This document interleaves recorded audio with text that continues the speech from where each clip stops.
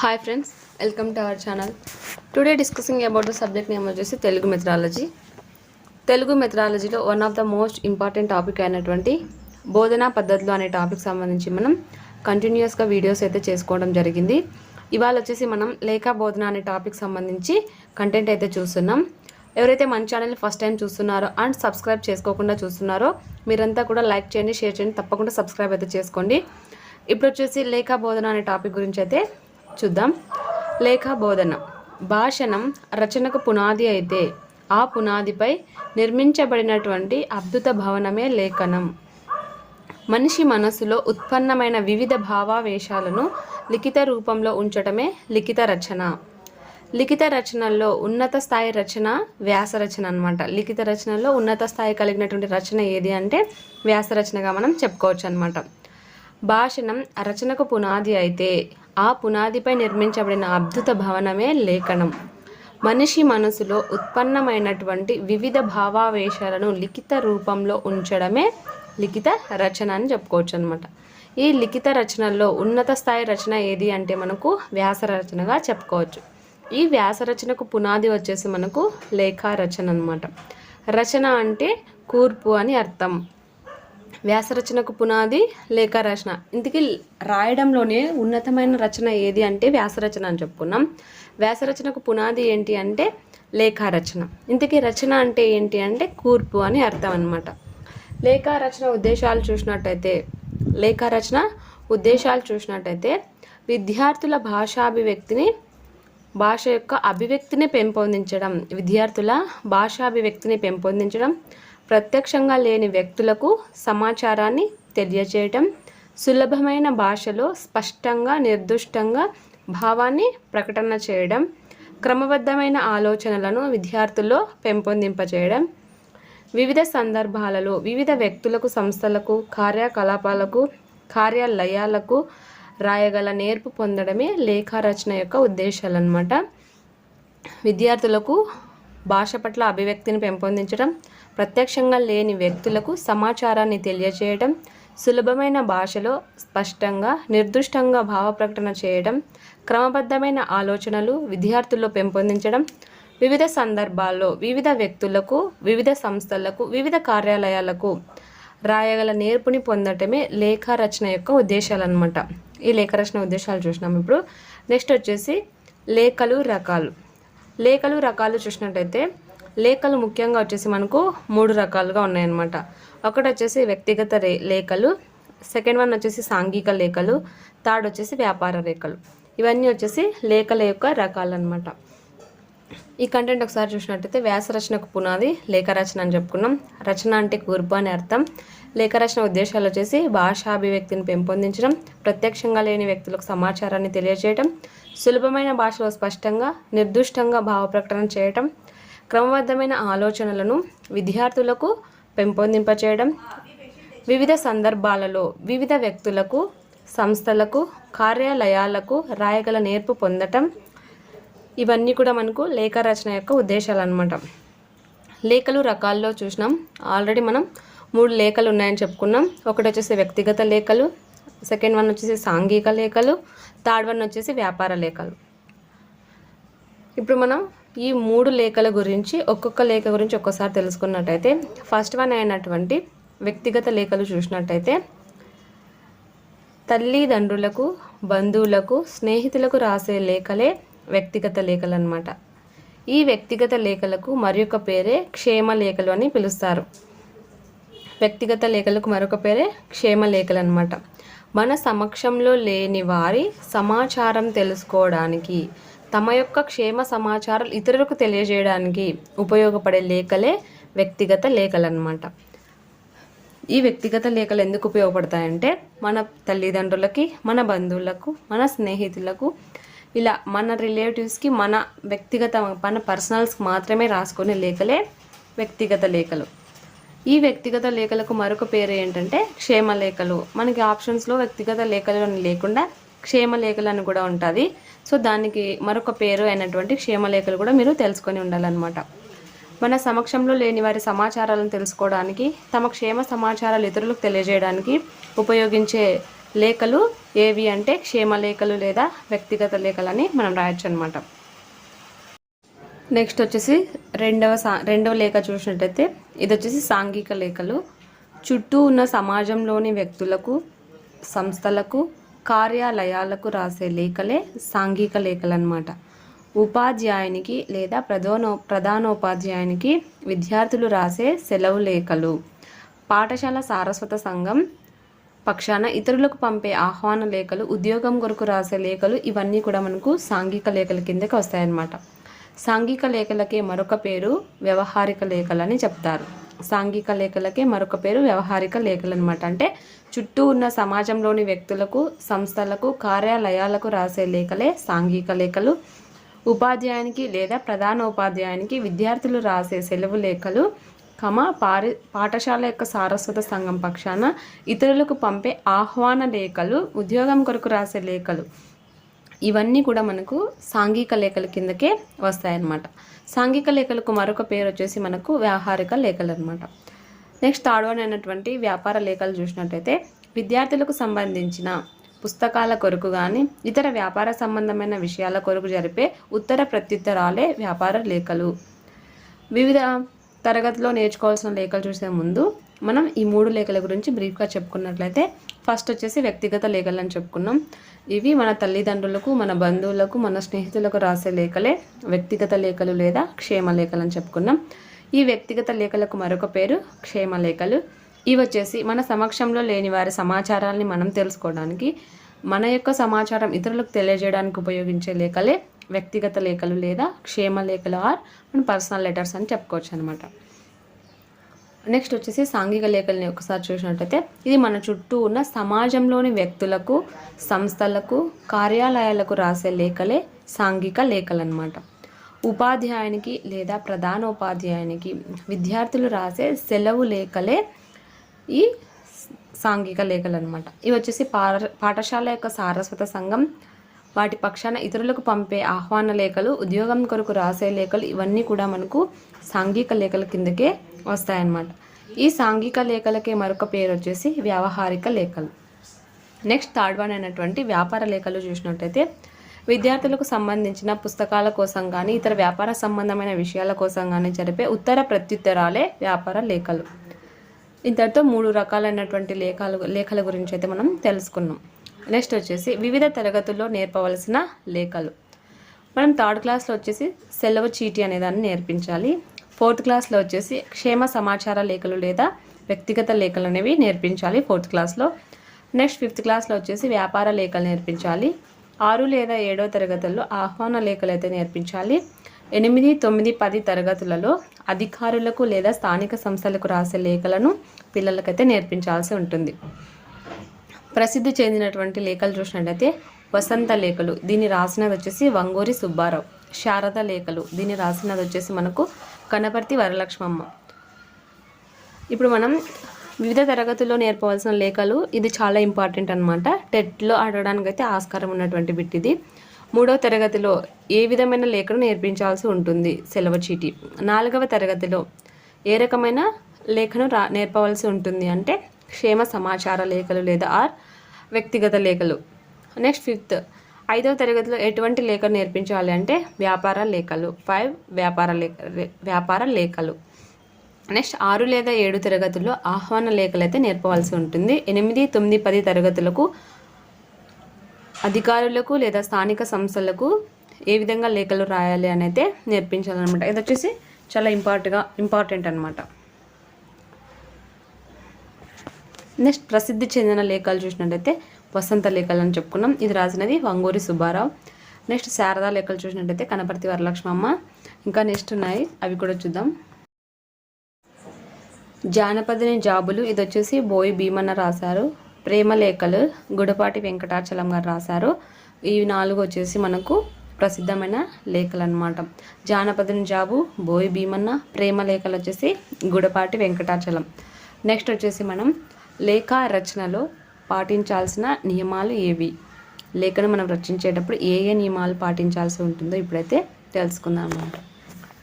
First వచ్చేసి కుడి వైపున పై భాగంలో ఊరి పేరు రాసి దాని పక్కన వాక్యాంశ బిందువు రాయాలి. వాక్యాంశ బిందువు అంటే కామా అనేది రాయాలి. ఊరి పేరు మరియు దాని క్రింద తేదీ వేసి దాని పక్కన వాక్యాంత బిందువు ఉంచాలన్నమాట. ఫస్ట్ వచ్చేసి మనం కుడివైపున పై భాగాన ఊరి పేరు రాసి దాని పక్కన వాక్యాంశ బిందువు రాయాలి. మళ్ళీ ఆ ఊరి పేరు కింద తేదీ వేసి వాక్యాంత బిందువు రాయాలి. వాక్యాంశ బిందువు అంటే కామ, వాక్యాంత బిందువు అంటే చుక్క అంటే ఫుల్ స్టాప్. ఇది రాసి ఊరి పేరు దాని కింద డేట్ వేస్తాం. తర్వాత ఎడమ వైపున సంబోధన వాచకం రాయాలి. సంబోధన వాచకం అంటే సార్, మేడం అని ఇంగ్లీష్లో అనుకుంటాం. అలా తెలుగులో వచ్చేసి ప్రియమైన, అయ్యా, ఆర్య అని అయితే రాసుకుంటాం అన్నమాట. ఎడమ వైపు సంబోధన వాచకం రాయాలి. తర్వాత అభివాదం, మనం ఎందుకు రాస్తున్నామో వ్రాయులేక ఏమనగా అని చెప్తూ అభివాదం అయితే రాయాల్సి ఉంటుంది. నెక్స్ట్ క్షేమ సమాచారం అనేది ఒకరు ఎలా ఉన్నారు, నేను ఎలా ఉన్నానో తెలియజేసుకోవడానికి రాసుకునే లేఖలు. వ్యక్తిగత లేఖల్లో మాత్రమే ఈ క్షేమానికి సంబంధించిన సమాచారం వస్తుంది. ఆఫీసర్స్కి అట్లా రాసేటప్పుడు మీరు బాగున్నారా, నేను బాగున్నానని అన్నాం కాబట్టి అది ఓన్లీ క్షేమ సమాచారం మన వ్యక్తిగత లేఖల్లో మాత్రమే కనిపిస్తుంది అన్నమాట. నెక్స్ట్ వచ్చేసి మనం చెప్పదలుచుకున్న విషయాన్ని పేరాల రూపంలో రాయడం జరుగుతుంది. అంటే బాడీ ఆఫ్ ద లెటర్ అనేది మనం చెప్పదలుచుకున్న విషయాన్ని పేరాల రూపంలో రాయడం అయితే జరుగుతుంది. దీన్నే మనం బాడీ ఆఫ్ ద లెటర్ అని ఇంగ్లీష్లో చెప్పుకుంటాం అనమాట. నెక్స్ట్ లేఖ చివరగా ధన్యవాదములు, లేఖ చివర ధన్యవాదములు అని చెప్పుకుంటాం కదా, యువర్ ఫెయిత్ఫుల్ సార్ అది ఇదని. అలా దీంట్లో సాంఘిక లేదా వ్యాపార రేఖల్లో మాత్రమే ఉంటుందన్నమాట. ఏమని, ధన్యవాదములు అని. సాంఘిక లేదా వ్యాపార లేఖల్లో మాత్రమే దీన్ని ఉపయోగిస్తారు, ధన్యవాదములు అని.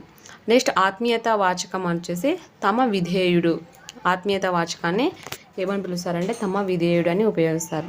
స్వదస్తూరి అంటే సంతకం. మనకి ఒక పదానికి మీనింగ్ తెలియకపోతే మనకు ఆ బిట్ ఎంత ఈజీ బిట్ అయినప్పటికీ చేయలేమన్నమాట. ఈ స్వదస్తూరి అంటే ఏంటో మనకు తెలియకపోతే, అది సంతకం అని మనకు తెలియకపోతే ఇది ఎటు సైడ్ ఉంటుందో కూడా మనకు తెలియదు అనమాట. సో ఇంత చిన్న బిట్ కూడా మనం కోల్పోయే అవకాశం ఉంటుంది, ఎందుకంటే మీనింగ్ తెలియకపోవడం వల్ల. సో ప్రతి అంశానికి కూడా మనం మీనింగ్ తెలుసుకోవడానికి అయితే ప్రయత్నం చేయాలి. ఇక్కడ వచ్చేసి స్వదస్తూరి అంటే సంతకం అనమాట. నెక్స్ట్ వచ్చేసి ఎడమ వైపున చిరునామా రాసేయాలి. ఎడమ వైపున చిరునామా అంటే అడ్రస్ అయితే రాసామన్నమాట. ఇవన్నీ వచ్చేసి మనం లేఖ రచనలో పాటించాల్సిన నియమాలు. కుడివైపున పైభాగంలో ఊరి పేరు రాస్తాం, అక్కడ కామా అయితే పెడతాం. కామాని తెలుగులో వచ్చేసి వాక్యాంశ బిందువు అని అయితే పిలుస్తారు. ఊరి పేరు కింద మనం తేదీని అయితే రాస్తాము, దీన్ని వాక్యాంత బిందువు అయితే ఉపయోగిస్తాం దీనికి చివర. మళ్ళీ ఎడమ వైపున సంబోధన వాచకం అయితే రాస్తాం. అదే విధంగా ఉంటుందంటే సార్, మేడం అని ఇంగ్లీష్ లేట్లో ఇక్కడ కూడా మనం ఈ పదాలు అయితే వాడతాం అన్నమాట. ఈ విధంగా మనం లేఖ రచన అయితే ఉంటుంది. నెక్స్ట్ వచ్చేసి మనం లేఖ రచన బోధనా పద్ధతులు చూసినట్టయితే అనుకరణ పద్ధతి. అనుకరణ పద్ధతిలో ఏవి ఉపయోగిస్తాము?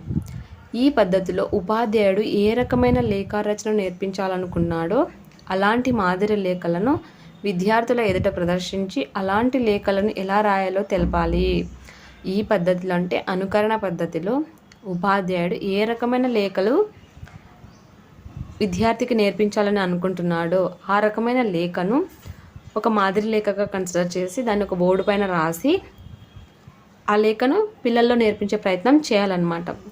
ఉపాధ్యాయుడే మాదిరి లేఖను నల్లబల్లపై రాసి దానిని అనుకరిస్తూ విద్యార్థులకు లేఖను రాయడం నేర్పించడమే అనుకరణ పద్ధతి. ప్రాథమిక దశ విద్యార్థులకు ఈ పద్ధతి సులువుగా ఉంటుంది. ఈ అనుకరణ పద్ధతి అంటే ఏం లేదండి, ఏదైనా ఒక లేఖను టీచర్ నేర్పించాలని అనుకుంటున్నాడు పిల్లలకి, ఆ నేర్పించాలనుకుంటున్న లేఖను నల్లబల్ల పైన రాసి, అంటే ఆ నల్లబల్ల పైన రాసినటువంటి లేఖ ఏదైతే ఉంటుందో అది మాదిరి లేఖ అవుతుంది. దాన్ని చూస్తూ ఉపాధ్యాయుడు రాసినటువంటి లేఖను చూస్తూ పిల్లవాడు అలాంటి లేఖను రాయగలిగితే దాన్ని అనుకరణ పద్ధతిలో లేఖారచన నేర్పించడం అవుతుందన్నమాట. ఈ పద్ధతి ఎవరికి అనుకూలంగా ఉంటుందంటే ప్రాథమిక దశ విద్యార్థులకు అనువుగా అయితే ఉంటుంది. నెక్స్ట్ వచ్చేసి మనకు ప్రశ్నోత్తర పద్ధతి. ఈ ప్రశ్నోత్తర పద్ధతి వచ్చేసి ఉపాధ్యాయుడు లేఖారచన పద్ధతిపై, రచనా నియమాలపై విద్యార్థులను ప్రశ్నిస్తూ సమాధానాలను రాబడుతూ లేఖ రచన నేర్పించడాన్ని ప్రశ్నోత్తర పద్ధతి అంటారు. ఇది చాలా ఉత్తమమైన పద్ధతి. ఈ ప్రశ్నోత్తర పద్ధతిని ప్రవేశపెట్టినది ఎవరు అంటే సోక్రటీస్ అనమాట.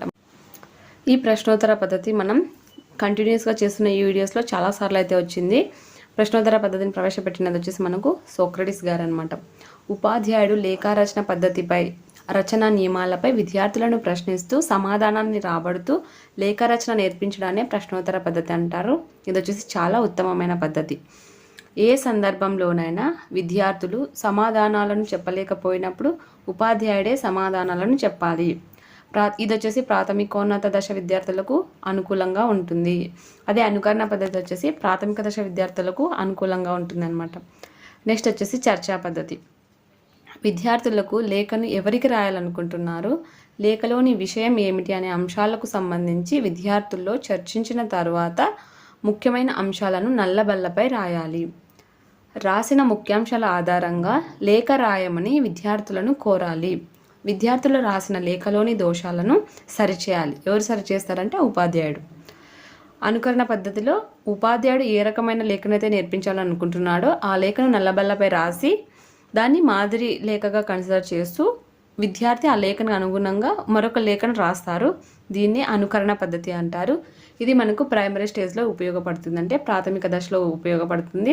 నెక్స్ట్ ప్రశ్నోత్తర పద్ధతి వచ్చేసి ఉపాధ్యాయుడు లేఖ రచన పద్ధతికి సంబంధించి రచన యొక్క నియమాలను విద్యార్థులను ప్రశ్నిస్తూ సమాధానాన్ని రాబడుతూ లేఖ యొక్క రచన ఏ విధంగా రాయాలి అని నేర్పించడాన్ని ప్రశ్నోత్తర పద్ధతి అంటారు.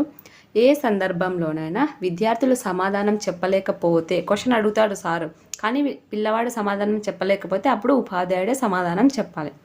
ఇది ఎక్కడ యూజ్ఫుల్గా ఉంటుంది అంటే ప్రాథమికోన్నత దశ విద్యార్థులకు అనుకూలంగా ఉంటుంది. ఈ చర్చా పద్ధతిలో మనం ఎవరికైతే లేఖ రాయాలనుకుంటున్నాం, ఏమి రాయాలనుకుంటున్నామో దాన్ని అంతా బాగా చర్చించి ఆ ముఖ్యమైన విషయాలను నల్లబల్లపై రాయాల్సి ఉంటుంది. ఆ రాసిన ముఖ్యాంశాలను ఆధారంగా లేఖ రాయమని విద్యార్థులను కోరాలి. విద్యార్థులు రాసిన లేఖలోని దోషాలను ఉపాధ్యాయుడే సవరణ చేయాలి. సామాన్యంగా విద్యార్థులు చేసే దోషాలు నల్లబల్లపైన రాసి వాటిని సరిచేసి ఎట్లా రాయాలో వివరించాలి. ఈ పద్ధతి ప్రాథమికోన్నత దశ విద్యార్థులకు ఉపయోగకారిగా ఉంటుంది. చర్చా పద్ధతి ఎవరికి ఉపయోగకరంగా ఉంటుంది అంటే ప్రాథమికోన్నత దశ విద్యార్థులకు ఉపయోగకరంగా ఉంటుందన్నమాట. ఈ చర్చా పద్ధతిలో సామాన్యంగా విద్యార్థులు చేసే దోషాలు ఉంటాయి కదా, వాటన్నింటిని ఎక్కడ రాయాలంటే నల్లబల్ల పైన రాసి సర్చ్ చేసుకునే విధంగా మనం పిల్లలకి తెలియజేయాలన్నమాట. లేఖ రచన బోధన సోపాన క్రమం చూసినట్టయితే ఫస్ట్ వచ్చేసి ప్రవేశంలో పూర్వజ్ఞాన పరిశీలన, ఉన్మికీకరణ, శీర్షిక ప్రకటన అయితే ఉంటాయి. ప్రతి ప్రవేశంలో ఈ 3 అంశాలు ఉపసోపానాలుగా వస్తూనే ఉంటాయి అన్నమాట. పూర్వజ్ఞాన పరిశీలన అయితే ఏ అంశాన్ని అయితే బోధిస్తున్నామో దానికి సంబంధించి వాళ్ళకి పూర్వజ్ఞానం ఉందా లేదా అని మనం చూస్తామన్నమాట. దాని తర్వాత ఉన్ముఖీకరణ అంటే పాఠం వినడానికి వాళ్ళని సంసిద్ధులుగా చేస్తాం. శీర్షిక ప్రకటన అంటే ఉన్ముఖీకరణలో భాగంగా పిల్లవాడి నోటి నుంచి శీర్షిక ప్రకటన చేసే విధంగా శీర్షిక అనే పేరు వచ్చేలా చేస్తామన్నమాట. తర్వాత శీర్షిక ప్రకటన అయితే జరుగుతుంది. ఈ విధంగా ప్రశ్నోత్తర పద్ధతి గురించి, చర్చా పద్ధతి, అనుకరణ పద్ధతి 3 పద్ధతుల గురించి అయితే చూసుకున్నాం. అనుకరణ పద్ధతి వచ్చేసి మనకు ప్రాథమిక దశ విద్యార్థులకు అనుకూలంగా అయితే ఉంటుంది. నెక్స్ట్ వచ్చేసి ప్రశ్నోత్తర పద్ధతి వచ్చేసి ప్రాథమికోన్నత దశ విద్యార్థులకు అనుకూలంగా ఉంటుంది. చర్చా పద్ధతి వచ్చేసి ప్రాథమికోన్నత దశ. ఈ 2 వచ్చేసి ప్రశ్నోత్తర పద్ధతి, చర్చా పద్ధతి 2 కూడా మనకు ప్రాథమికోన్నత దశ విద్యార్థులకు అనుకూలంగా ఉంటుంది. అనుకరణ పద్ధతి మాత్రమే ప్రాథమిక దశ విద్యార్థులకు అనుకూలంగా ఉంటుందన్నమాట. ఫస్ట్ వచ్చేసి మనకు ఆల్రెడీ ప్రవేశం చూసాం. ప్రవేశం తర్వాత ప్రదర్శన తర్వాత పునర్విమర్శ తర్వాత గైహికం. ప్రవేశంలో ఫస్ట్ వన్ అయినటువంటి పూర్వజ్ఞాన పరిశీలన, ఉన్ముఖీకరణ, థర్డ్ వన్ అయినటువంటి శీర్షిక ప్రకటన 3 ఉపసోపనాలు అయితే తెలుసుకున్నాం ప్రవేశంలో. సెకండ్ వన్ అయినటువంటి ప్రదర్శనలో లేఖ రచన యొక్క నియమాలను వివరిస్తాము. లేఖలోని విషయాన్ని వివరించేదానికి ఏ పద్ధతిని ఉపయోగిస్తామంటే చర్చా పద్ధతిని అయితే ఉపయోగిస్తాం. ఇది ఇంపార్టెంట్. లేఖలోని విషయాన్ని వివరించడానికి ఏ పద్ధతి ఉపయోగకరంగా ఉంటుంది? లేఖలోని విషయ వివరణకు ఉపయోగించే పద్ధతి వచ్చేసి చర్చా పద్ధతి అనమాట. లేఖని రచిస్తాం, దోష సవరణ చేసుకుంటాం. నెక్స్ట్ వచ్చేసి పునర్విమర్శ తర్వాత గైహికం అంటే హోంవర్క్ అనమాట. ఇదంతా వచ్చేసి మనకు లేఖ రచన సంబంధించినటువంటి కంటెంట్. లేఖ రచన ఏ విధంగా చేయాలి, లేఖ రచనకు ఉపయోగించే పద్ధతులు ఏవి, దీన్ని టీచ్ చేయడానికి ఏ పద్ధతులు ఉపయోగించాలి అని అయితే తెలుసుకున్నాం. ఇంతటితో ఈ వీడియో అయితే కంప్లీట్ అయిపోతుంది. నెక్స్ట్ వచ్చేసి మన వీడియో వచ్చేసి ఉపవాచక బోధన, అంటే ఉపవాచకాన్ని ఏ విధంగా బోధన చేయాలి, ఆ ఉపవాచక బోధనలో ఉపయోగించేటువంటి పద్ధతులు ఏవి అనే టాపిక్ సంబంధించి మనం నెక్స్ట్ వీడియోలో అయితే తెలుసుకుందాం. ఎవరైతే మన ఛానల్ని చూస్తున్నారో వారంతా కూడా లైక్ చేయండి, షేర్ చేయండి, తప్పకుండా సబ్స్క్రైబ్ అయితే చేయండి. మరిన్ని వీడియోస్ కోసం మన ఛానల్ని ఫాలో అవుతూనే ఉండండి. చాలామంది అయితే చూస్తున్నారు కానీ సబ్స్క్రైబ్ అయితే చేసుకోవట్లేదు. ప్రతి ఒక్కరు కూడా సబ్స్క్రైబ్ అయితే చేసుకోండి. మీ యొక్క సబ్స్క్రైబ్ మాకు చాలా అవసరం. ఈ సబ్స్క్రైబ్ చేసుకోవడం వల్ల మనం 1000 సబ్స్క్రైబర్స్కి దగ్గరలో ఉన్నాం కాబట్టి మీ యొక్క సబ్స్క్రైబ్తో నన్ను 1000 సబ్స్క్రైబర్స్కి రీచ్ అయ్యేలా చేస్తారని ఆశిస్తున్నాను. తెలుగు మెథడాలజీ క్లాసెస్ మీకు యూస్ఫుల్గా ఉన్నాయనిపిస్తే కామెంట్ రూపంలో అయితే తెలియజేయండి. నేను మరిన్ని వీడియోస్ చేయడానికి ఆసక్తికరంగా మరియు ప్రోత్సాహకంగా అయితే ఉంటుంది. ఇంతటితో అయితే ఈ వీడియో ముగిస్తున్నా.